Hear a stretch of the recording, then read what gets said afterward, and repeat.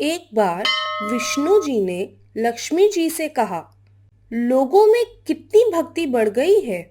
सब लोग नारायण नारायण का जाप करते रहते हैं।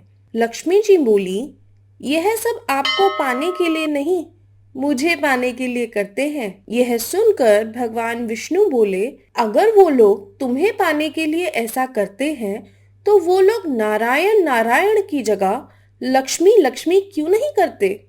यह सुन लक्ष्मी जी ने कहा, अगर विश्वास ना हो तो क्यों ना हम लोगों की परीक्षा लेकर देखते हैं।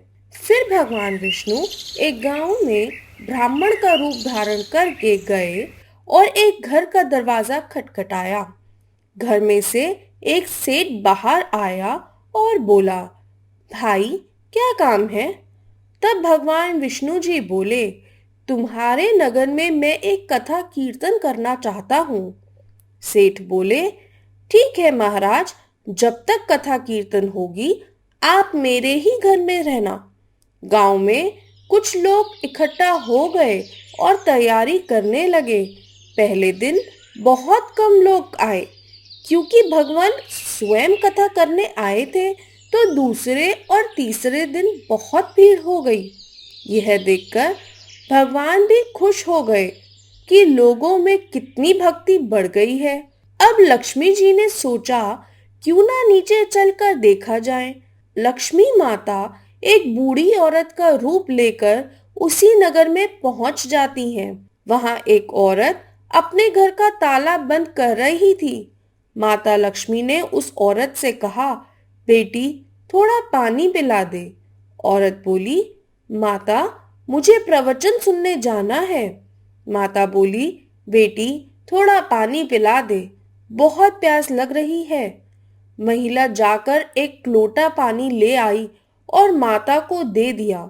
माता ने पानी पिया और लोटा लौटा दिया तो वह लोटा सोने का हो गया।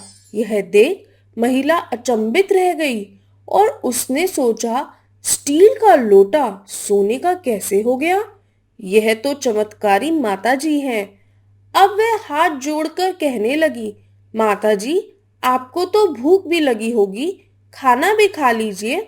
उसने सोचा, अगर माता जी खाना खाएंगी तो थाली कटोरी चम्मच गिलास सब सोने के हो जाएंगे।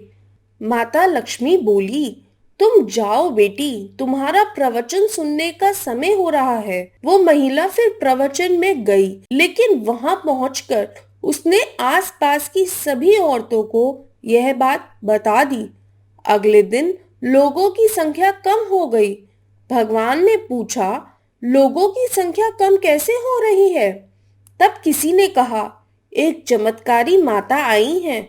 वो जिसके घर दूध पीती हैं वह गिलास सोने का हो जाता है, रोटी खाती हैं तो थाली और कटोरी सोने की हो जाती है। इसीलिए आज लोग कम आए हैं।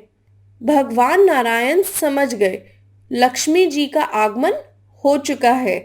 यह सुनते ही जिस सेठ जी ने कथा का आयोजन किया था वो भी वहां से उठकर खिसक गए और माता लक्ष्मी के पास पहुंचकर बोले, मैं तो भगवान की कथा का आयोजन कर रहा था और आपने मेरे ही घर को छोड़ दिया।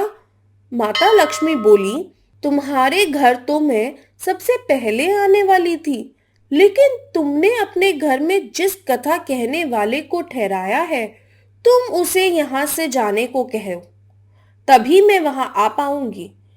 यह सुनकर सेठ जी ने कहा, बस इतनी सी बात, अभी मैं उनके रहने का बंदोबस्त धर्मशाला में करवा देता हूँ। जैसे ही भगवान कथा कर सेठ जी के घर पहुंचे, सेठ जी बोले, आप बिस्तरा बांध लो, मैंने आपकी सारी व्यवस्था धर्मशाला में करवा दी है। तब वह महाराज बोले, अभी तो 2-3 दिन बचे हैं कथा के, मुझे यहीं रहने दो। सेठ जी बोले, नहीं नहीं, आप यहाँ से जल्दी जाओ, मुझे और कुछ नहीं सुनना। मुझे यहाँ किसी और मेहमान को ठहराना है।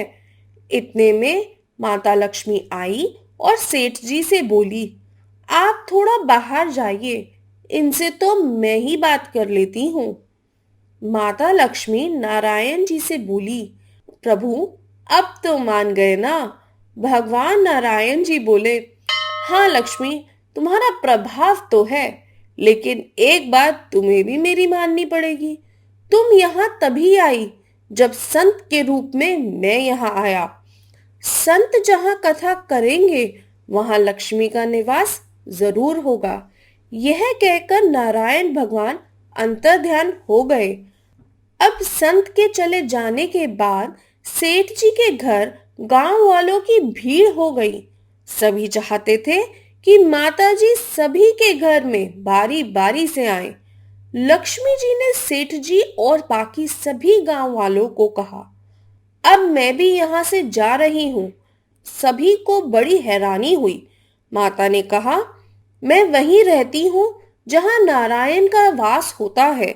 आपने तो उन्हें यहाँ से निकाल दिया, फिर मैं यहाँ कैसे रह सकती हूँ? यह कहकर वो भी वहां से चली गईं। जय नारायण।